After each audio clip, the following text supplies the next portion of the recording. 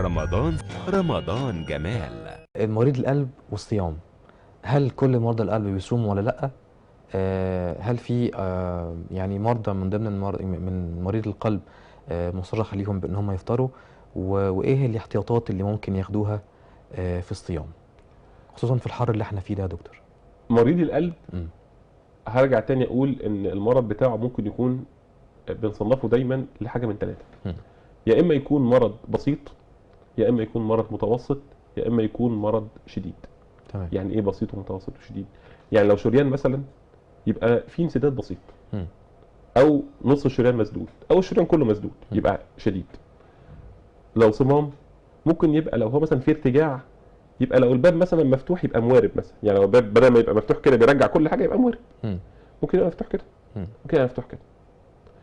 العيانين اللي عندهم اصابات شديده في القلب، تمام، سواء كانت صمامات او شرايين، والشرايين بالذات دول بيبقوا محتاجين يمشوا على علاج مكثف ولفتره مش قليله. الحاجه الثانيه، علاجات القلب كتير جدا منها في ادويه مدره للبول. تمام. احنا في مصر في بلد حر. الصيام دلوقتي حوالي 18 ساعه. فالمريض بتاع القلب لو بياخد ادويه مدره للبول هيجيله جفاف شديد، وممكن يبقى ده في خطوره على حياته. المريض اللي عنده مرض شديد في القلب. تمام. في عيان عنده مرض بسيط في القلب وبياخد ادويه يدوب حاجه بسيطه لضربات القلب، او حاجه بسيطه جدا مدر للبول خفيف قوي قوي قوي مره واحده في اليوم، فممكن يصوم عادي. ده ممكن يصوم بس مش عادي. يعني ايه مش عادي؟ بمعنى ايه يا دكتور؟ يعني انا هقول له صوم، بس انا كدكتور هبقى ذكي، ما اديلوش الدواء قبل السحور، اديله الدواء قبل الفطار او بعد الفطار. يعني لو كان قبل الاكل او بعد الاكل يبقى ليه علاقه بالفطار، بحيث ان انا يبقى عندي 6-7 ساعات مفعول. لو حصل حاجه من الدواء اكله واشربه وما فطروش. تمام. لكن افرض هو خده قبل السحور ب 10 دقائق وجه الساعه 9 الصبح حاسس نفسه مهبط، يبقى ايه الحل؟ هيفطر طبعا. هضطر افطر طبعا. ودي نقطه مهمه جدا بقى. يعني ما ينفعش عيان القلب ان انا اسمح له انه يصوم يجي لي على الساعه 9 10 تعبان وهبطان ومش قادر ويكمل، انا هكمل ويكمل. لا ما ينفعش طبعا، ده ما ينفعش، خطر على حياته. فهو عنده رخصه ان هو يفطر، تمام، ما دام حالته ما تسمحش. قرار الفطار لمريض القلب واحنا ناس مسلمين لازم يبقى عن طريق طبيب لكل حاله. يعني ما ينفعش واحد قاعد في التلفزيون بيسمع فيقول والله الدكتور قال ان اللي عندهم امراض شديده في القلب يفطروا. مظبوط. مش لكل المرضى، احنا قلنا مش لكل المرضى يا دكتور. في مرضى لازم يفطروا. دول بيشوفهم الطبيب وبيقرر حاله القلب، مستوى الاعراض اللي عند العيان شديد ولا بسيط، الادويه اللي بياخدها هل هي ادويه قويه ولا هي ادويه ضعيفه. لو هو متابع المريض بتاعه يبقى عارف هل هو كتير بيهبط وبيجي له تعبان ولا هو على الادويه دي مستقر، فاحنا لو قللنا الجرعه شويه عشان برضه ظروف الصيام وحطيناها قبل الفطار هيبقى كفايه.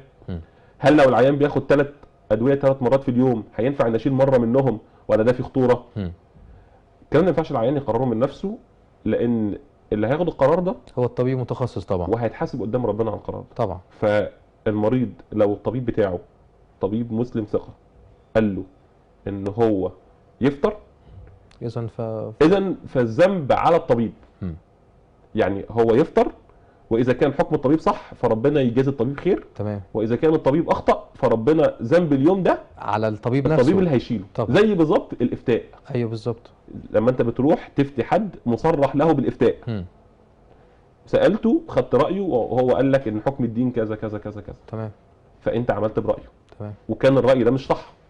اذا كل ما بتعمل المره دي هو ذنبه بيقول عليه، هو يروح له وانت خلاص، انت ما دام انت ابريت ذمتك من ربنا سبحانه وتعالى فخلاص. تمام.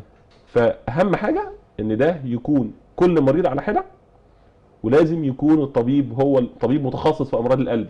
ما يروحش الطبيب مش متخصص قلب ويروح يساله فالطبيب يحاول يعني يقول له كلام فهو يفهم منه انه المفروض يفطر او المفروض يصوم وهو ما كانش ينفع يصوم. لان الموضوع ده مهم، وخصوصا في الصوم في صيف 18 ساعه. يعني لو احنا في الشتاء بنفطر الساعه 5 ماشي، يعني ممكن نتهاون شويه، تمام. انما في الصيف وفطار الساعه متاخر لا. عيانين اللي عاملين قلب مفتوح مثلا الاسبوعين اللي فاتوا دول او اللي هم قبل رمضان على طول ما يجيش يقول لي هصوم. انا بديله ادويه وما اعرفش لسه القلب هيستحمل ولا لا، وما اعرفش لسه القلب هيظبط نفسه ازاي بعد الجراحه. تمام. ما اقدرش انا اصومه واضيف حمل عليه فوق حمل الجراحه، وده ربنا يحاسبني. صح. انا ما اقدرش اعمل كده. تمام. تمام. لكن في مرضى ينفع يصوموا، اللي هم احنا قلنا اللي هم حالتهم بسيطه وبعض اللي حالتهم متوسطه، وقليل جدا جدا جدا من حالات اخرى مش هقول صعبه، وذلك باستشاره طبيب متخصص يقيم الحاله كويس قوي عشان يسمعها.